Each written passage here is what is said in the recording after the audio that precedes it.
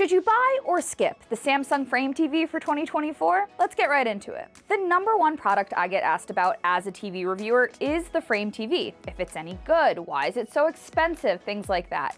Well, I'll let you know that the Samsung Frame is definitely one of the more interesting 4K TVs that you can buy today, sitting in the lifestyle category of Samsung's TV lineup, sort of separate from the traditional OLED TVs and QLED TVs that I'm always talking about in my videos. This is a TV that blends modern tech with aesthetic museum caliber design. With its slim design and always-on display that lets you customize the photos or artwork shown on screen, you have a bright and beautiful canvas to display your favorite images.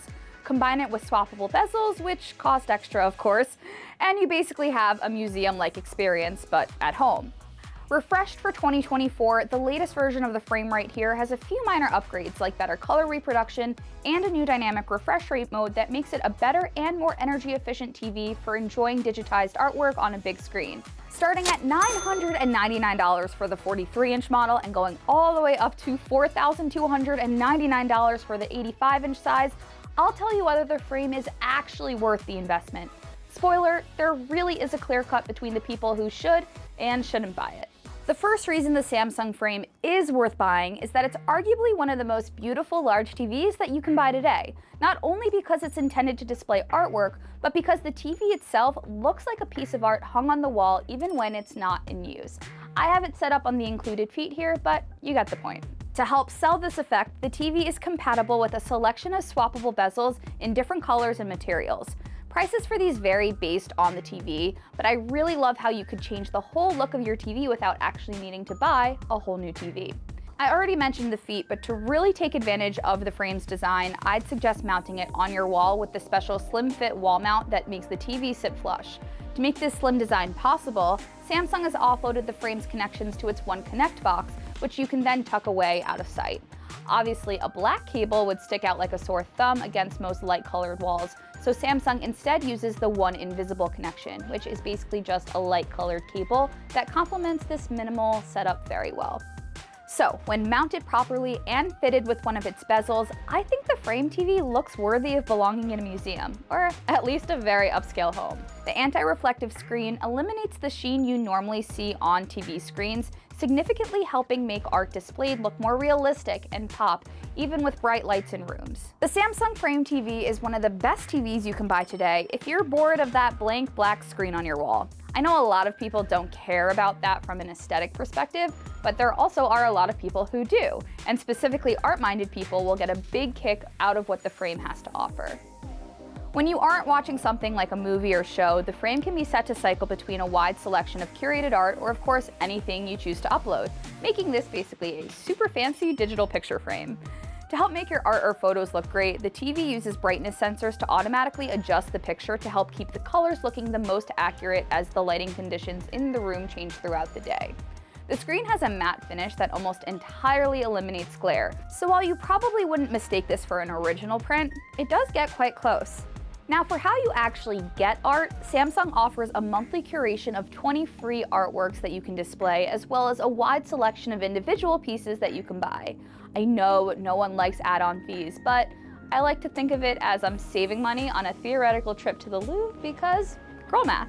New for this year, the Frame has Pantone Validated Artful Color certification, which basically just means that no matter which art you choose, it should look accurate to how it would look in a gallery like the Louvre. It's difficult to test for that benchmark in particular, but if you want to see all of the Frame TV's test results in terms of brightness, accuracy, and color reproduction, you can read my full review linked in the description below. Finally, this year's Samsung Frame sees important improvements with its energy efficiency. It now has a dynamic refresh rate that will automatically reduce the TV's refresh rate when it's in art mode from its normal 120 Hz to just 60 Hz. If you were to upgrade from a 2021 or 22 Frame with the standard 120 Hz refresh rate to this new one, you could possibly see those savings reflected on your energy bill too.